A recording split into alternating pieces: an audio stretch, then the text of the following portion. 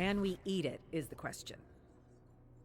Gabriel turns the spongy green orb in his hand and looks up at the tree from which it fell. Not yet. The science officer, Sarah, glares disapprovingly, and Gabriel drops the orb. We don't even know if it's safe to touch. I'm wearing gloves. And now you have to disinfect them. All right, I'm sorry. Look, I know the paste is vile, and we all want something fresh to eat. But until we get the food hub up and running, that's all we have. We can't have people dying because they decided to eat the fruit off an alien tree. Run some tests on it at least. Maybe it's safe. Gabriel, for you, I'll move it up my list of priorities. Just promise me you'll stop picking up everything you think looks tasty.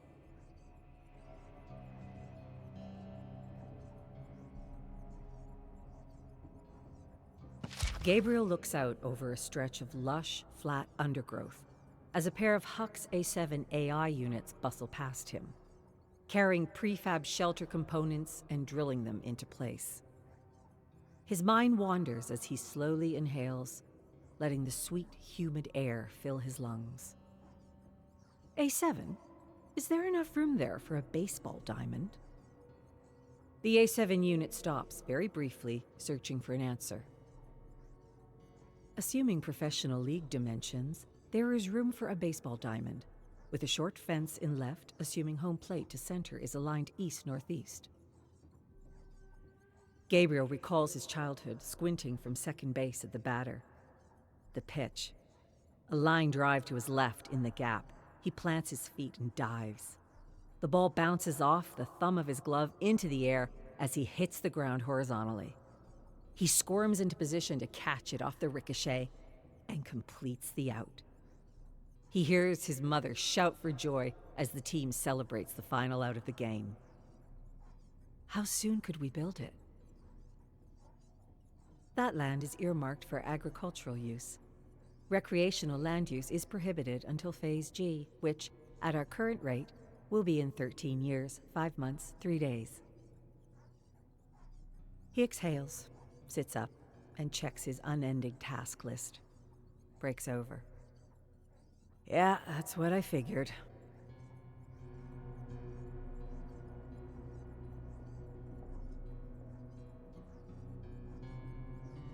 Rewind.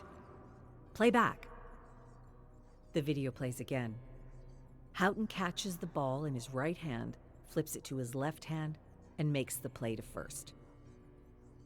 Is this video flipped? The computer's voice responds immediately and flatly. This is the original video. But Houghton was right-handed. This is from his encyclopedia article. Richie Houghton, starting shortstop for the Portland Pirates, is an 8-time All-Star and the only left-handed shortstop to enter the Hall of Fame. Gabriel closes his eyes, and he can remember the game-winning play with perfect accuracy. He remembers Houghton flipping the ball from his left to his right and making the play.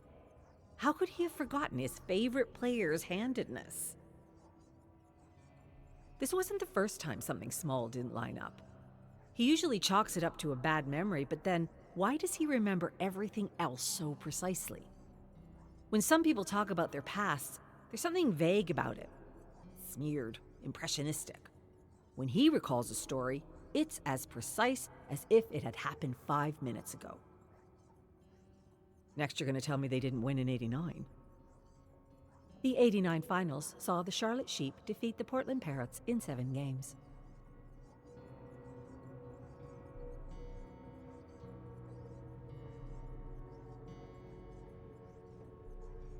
Dmitri looks at the 3D hollow readout of his terminal blankly, as if he's staring through it.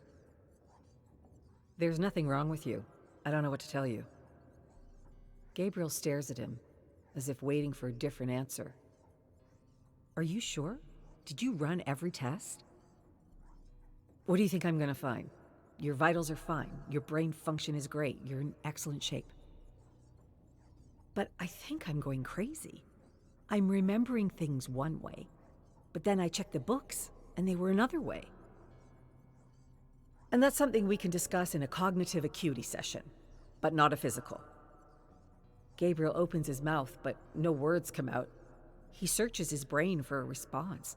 Anything. There must be something that'll convince Dmitri to take him seriously. What about you? Dmitri finally turns from his terminal and faces Gabriel. What about me what? Do you have any of these weird discrepancies? Dmitri stares at him a moment and sighs. He rummages through a cabinet and conjures a hypospray. Take this after your work shifts, not during or before, after. Will it help? It'll help you stop thinking about problems that don't exist.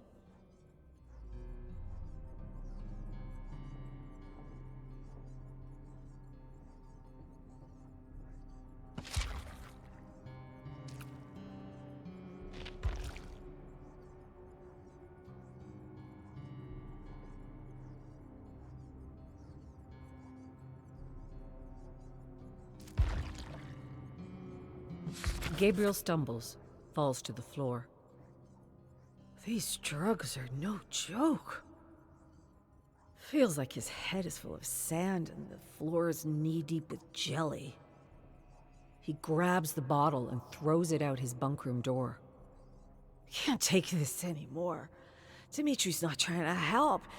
He's trying to get me to stop asking questions. What does he know? What's he hiding? No sooner than the bottle crashes to the floor, a Hux unit walks over and picks it up. It looks up at Gabriel for a moment.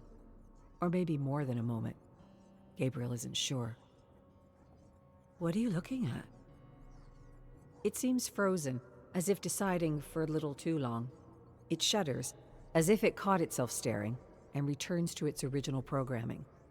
It scans the bottle and stalks down the hall to medical.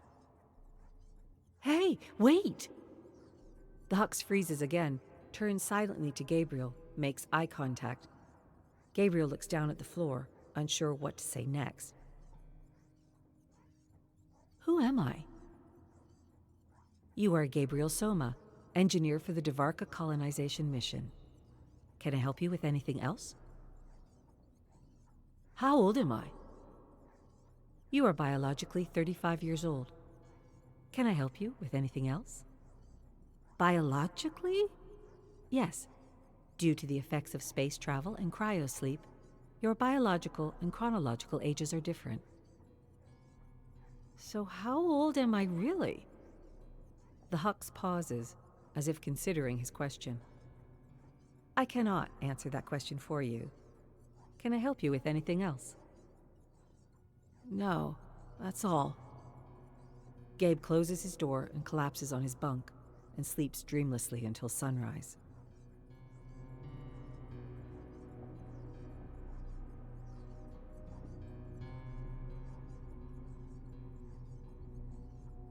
Dmitri will only be gone for a few minutes.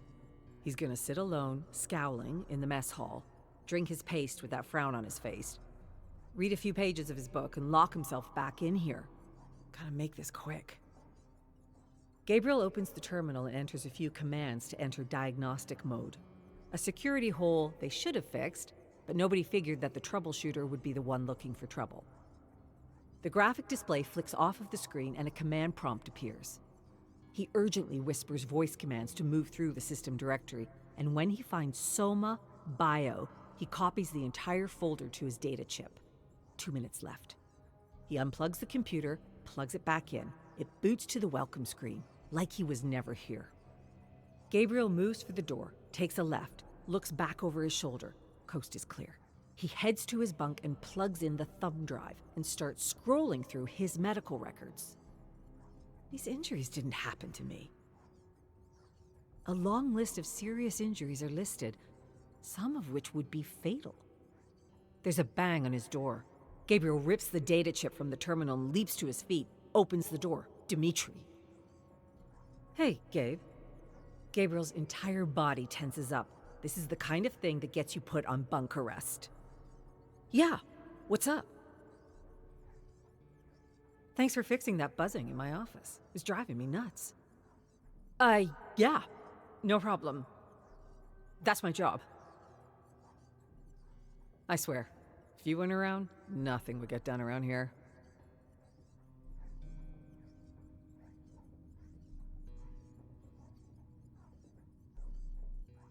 Gabriel's mother pulls the soft fur cap down tight, covering his ears. Make sure you keep it on like this, or you'll get too cold.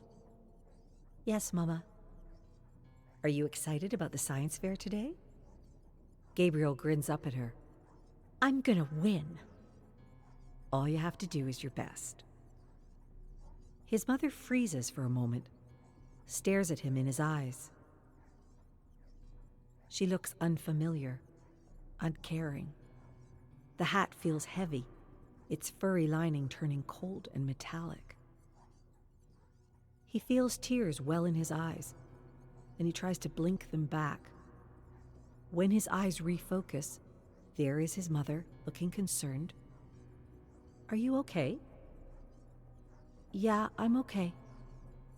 Good. You'll do great, Gabriel. I love you.